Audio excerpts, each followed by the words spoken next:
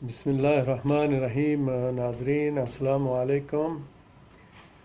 ناظرین، کہتے ہیں نا، میاں محمد بخش صاحب کا کلام ہے کہ پھنس گئی جان شکنجے اندر تے انج ویلن جویں گنا، پھنس گئی جان شکنجے اندر تے انج ویلن جویں گنا، رو نو کہو اج رہ محمد دے اج روے تد منا۔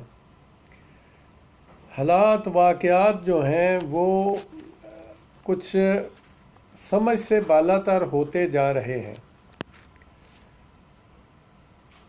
2 سال گزرنے کے بعد بھی جو کوششیں ہیں خان صاحب کی، وہ تو خیر ان میں کوئی شک و شبہ نہیں ہے، لیکن ایک عجیب قسم کی جو افراتفری ہے، اس سے جو ہے نا وہ سب کے سب لوگ بازار آ چکے ہیں، یعنی پریشان ہو چکے ہیں۔ ایک جو لمٹ ہوتی ہے کسی بھی چیز کی کہ اس لمٹ میں رہ کے انسان کچھ نہ کچھ کر لے، یا کسی کو یہ سمجھ آ جائے کہ بھئی یہ شخص جو اس وقت موجود ہے یہ باقی کے جو سال ہیں ان کو مکمل کر لے گا۔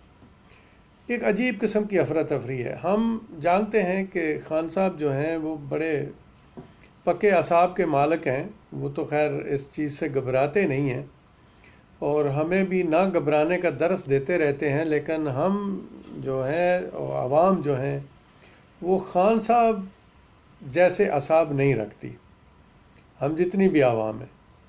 تو اس لیے ہماری تو دعا ہے اور ریکویسٹ بھی ہے خان صاحب سے کہ خان صاحب آپ کوشش کریں، وہ کوشش کر کے کوئی ایسے حالات پیدا ہو جائیں کہ آپ کی گورنمنٹ کی ایک رٹ جو ہے نا وہ دنیا کے سامنے آ جائے، لوگوں کے سامنے آ جائے۔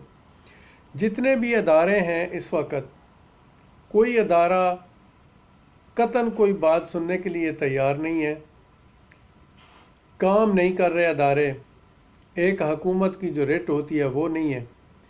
دوسرے نمبر پہ یہ جو ہماری 2 باقی سابقہ پارٹیاں ہیں، جن میں نون لیگ والے اور زرداری لیگ والے جو ہیں، یہ دونوں پارٹیوں نے جھوٹ بولنے کی اتنی سخت ٹریننگ کی ہوئی ہے کہ جیسے کہتے ہیں نا گوریلا جو ہوتی ہے، گوریلا جو آرمی ہوتی ہے اس کی بڑی سخت ٹریننگ ہوتی ہے، تو یہ اس گوریلا سے کم ان کی ٹریننگ نہیں ہے جھوٹ بولنے میں۔ میں ڈاکٹر پیرزادہ صاحب کے معید پیرزادہ صاحب کے پروگرام میں سن رہا تھا، وہ ساشتہ صاحبہ تھیں اور سعید غنی صاحب تھے، تو دونوں، حالانکہ سعید غنی صاحب ایک سائڈ پہ کہہ رہے تھے کہ دیکھیں جی وہ دونوں جنازے ایسے تھے کہ اتنی دنیا کو روکنا وہ بہت مشکل تھا، اور دوسری طرف وہ جو حکومت کے خلاف جو باتیں کرتے ہیں اس سے بھی باز، پروپیگنڈے سے بھی باز نہیں آتے۔ بھائی آپ لوگوں نے سندھ میں سب سے سخت لاک ڈاؤن کیا، تو آپ نے کون سا تیر مار لیا؟ تو وہ جو دوسری ساشتہ بیٹھی تھی وہ تو خیر، یہ جتنی بھی بیبیاں ہیں نون میں، وہ مریم اورنگزیب لے لیں، اس کو لے لیں، دوسری مریم تھی میری تو پاکستان میں، لندن میں کیا پاکستان میں بھی کوئی پراپرٹی نہیں ہے، یہ سارے ایسے جھوٹ پہ پلے ہوئے ہیں۔ لعنت ہے ان کی زندگی پر اور ان کے جھوٹوں پر، اور وہ لوگ جو ان کو لیڈر مانتے ہیں ان کی عقل پر بھی لعنت ہے۔ جتنے بھی ان کے لوگ آتے ہیں جھوٹ سے بھرے ہوئے لوگ ہیں، جن کو سوائے جھوٹ کے کچھ نہیں آتا۔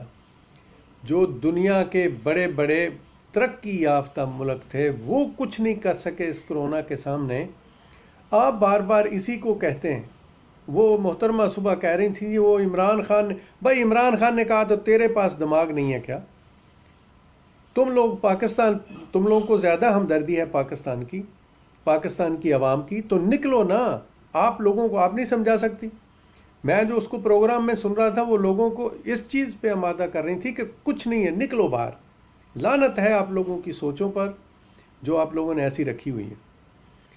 اور میرا خیال ہے کہ اب ان کو سوچ لینا چاہیے کہ یہ جو حکومتیں ہوتی ہیں نا، یہ جو اختیارات ہوتے ہیں، یہ اللہ کی طرف سے آتے ہیں اور وہی ان کو چھین لیتا ہے جب کوئی ان اختیارات کا صحیح استعمال نہیں کرتا۔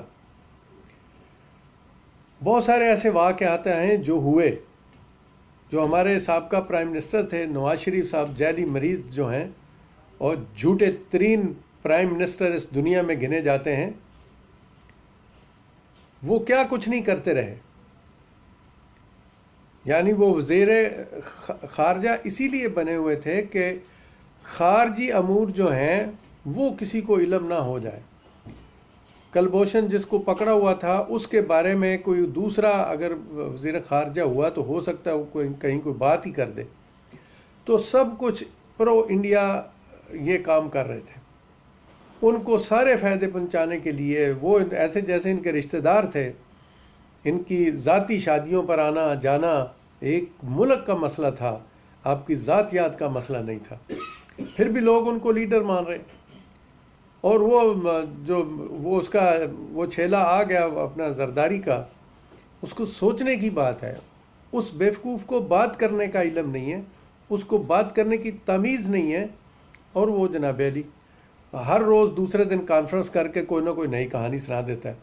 اگر تو انسان کا بچہ ہے اور تو سمجھتا ہے کہ تجھے پاکستان سے کوئی لگاؤ ہے، تو یہ تیرے باپ نے جو گند ڈالا ہوا ہے پوری کراچی کے اندر، وہ کراچی جو غریبوں کی ماں تھی، جو روشنیوں کا شہر تھا، جگہ جگہ پہ وہ جو گند ہیں اس کے ڈھیر بنے ہوئے ہیں، روڈ ٹوٹے ہوئے ہیں. اور آپ 35 سال سے حکومت کر رہے ہیں اس سندھ کے اوپر. تو بکواس کرنی بند کر دیں، کچھ کر کے دکھائیں تاکہ کسی کو پتہ ہو کہ آپ لیڈر ہیں. یہ چون چڑھاں جو روز یہ ٹی وی پہ بیٹھ کے کر دیتے ہیں، یہ کوئی لیڈرشپ نہیں ہے. اور دوسری طرف مینگل صاحب کو دیکھ لیں، وہ فضل الرحمان صاحب کو دیکھ لیں. سب سے بڑی مصیبت فضل الرحمان صاحب کے ساتھ یہ ہوئی ہے کہ اس حکومت میں نہ ان کو ڈیزل ملا ہے نہ لسی ملی ہے. وہ بیچارہ بھی کرے تو کیا کرے. کبھی کبھی تو مجھے ترس آتا ہے ان کے اوپر کہ خان صاحب کو کچھ نہ کچھ سوچنا چاہیے، کسی طرف سے تو اس بندے کے ساتھ کچھ نہ کچھ کر دیں یار. اگر آپ ڈیزل نہیں دے سکتے تو کم از کم لسی سے سستی ہے وہی دے دیں اس شریف آدمی کو، تاکہ وہ بھی چپ ہو جائے. ان لوگوں کو کسی کو بھی اس چیز سے کوئی لین دین نہیں ہے. ادھر سیٹھ وقار صاحب ہیں جو چیف جسٹس ہیں پشاور ہائی کورٹ کے، انہوں نے جو انی مچائی ہوئی ہے وہ بھی سب کے سامنے ہے. جتنے دہشت گرد تھے سب کو انہوں نے چھوڑ دیا. اب بتائیں کہاں چلے جائیں.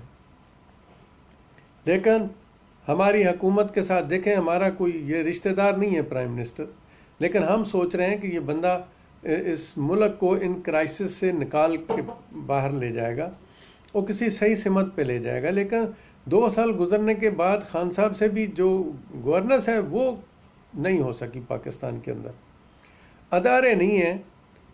خان صاحب بھی زیادہ تر آج کل کوشش کر رہے ہیں کہ ٹویٹر پہ ساری جنگیں کرتے ہیں. بھائی خدا کے بندے کچھ نہ کچھ ایسے کام کریں، کوئی ایسا کوئی ترتیب اس قسم کی بنائیں، کوئی اپنے لوگ جن کو صحیح ٹرین کر کے آپ مختلف ڈپارٹمنٹوں کے ساتھ اٹیچ کریں تاکہ وہ ان کی صحیح رپورٹنگ آپ کو کر کے دے سکیں.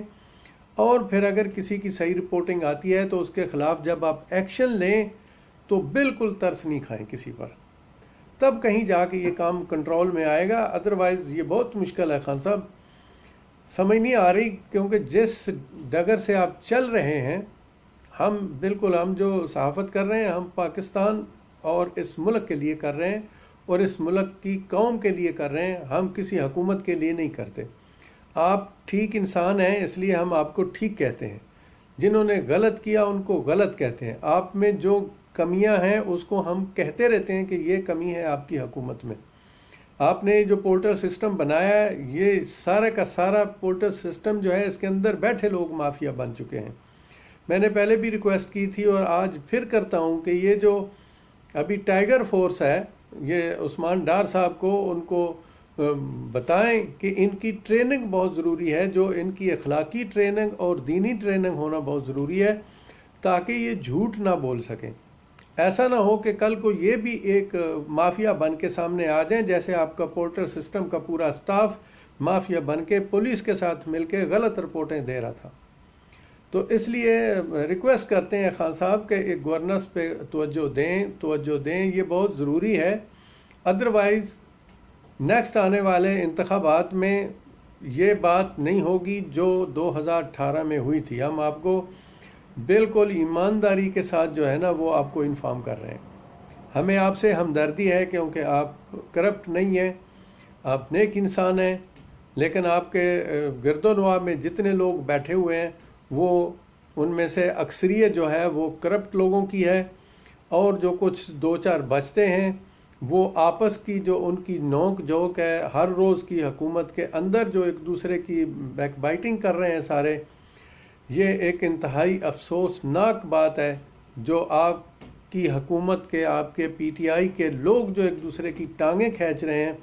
تو میں ان سے بھی ریکویسٹ کروں گا کہ خدا کے لیے اس ملک پر ترس کھایا جائے اور یہ سوچ لیں, دیکھ لیں ان کا حشر جو زرداری لوگوں کا اور نواز لوگوں کا, یہ سب جھوٹوں کا جو حشر خان کے ہاتھوں ہوا ہے, وہ خان صاحب کی اتنی طاقت نہیں ہے کہ یہ ان کا کچھ کر سکتے. یہ ساری طاقتیں اس رب العالمین کے پاس ہیں. اللہ کی طرف سے یہ ساری طاقتیں آتی ہیں اور کرپٹ لوگوں کا محاسبہ کسی نہ کسی شخص سے اللہ کی ذات کرواتی ہے. آپ لوگ بھی ٹھیک ہو جائیں, انسان بن جائیں. اگر یہ نیک انسان ایک ہے, اس انسان کی مدد کریں اور حکومتی ڈھانچے کو ٹھیک کریں. پاکستان میں گورننس کا جو فقدان ہے اس کو درست کیا جائے. رشوت بہت زیادہ ہو چکی ہے, اس پہ کنٹرول کیا جائے. بار بار ہم آپ لوگوں کو بول رہے ہیں. تو اس قسم کی یہ جو ایک دوسرے کی ٹانگیں کھینچنے والا سلسلہ ہے, پلیز خدا کے لیے اس کو بند کر دیں. بڑی مہربانی ہوگی اور ہم بار بار ریکویسٹ کرتے رہیں گے. اور سیٹھ وقار صاحب جو ہیں چیف جسٹس آف پشاور, ان کا بندوبست انتہائی ضروری ہے کرنا. اگر نہ کیا تو یہ لہر جو دوبارہ چل پڑی ہے بلوچستان کے اندر, یہ کبھی ختم نہیں ہوگی, کیونکہ وہ جتنے دہشت گرد آرمی نے پکڑے تھے وہ شریف آدمی سب کو جو ہے نا وہ جیل سے رہائی دے رہا ہے. تو اس لیے ایسے جو ججز ہیں ان کی حوصلہ شکنی کی جائے. یہ کل بھی میں نے ریکویسٹ کی تھی chief justice of supreme court Gulzar Ahmed صاحب سے, آج بھی کرتے ہیں کہ یا تو اس بندے کو سمجھایا جائے, اگر یہ نہیں سمجھتا تو اسے ڈیوٹی سے سبکدوش کیا جائے اور اس کو جوڈیشل کونسل میں ریفر کیا جائے. یہ انتہائی ظلم ہے پاکستان کے ساتھ اور پاکستان کی عوام کے ساتھ. اللہ اس ملک کا حامی و ناصر ہو, اور ہم سب کا اور اس پرائم منسٹر کا, اور اس کو اللہ تعالیٰ توفیق دے کہ یہ پاکستان میں امن و امان کو جو ہے وہ یقینی بنا سکیں. اللہ حافظ.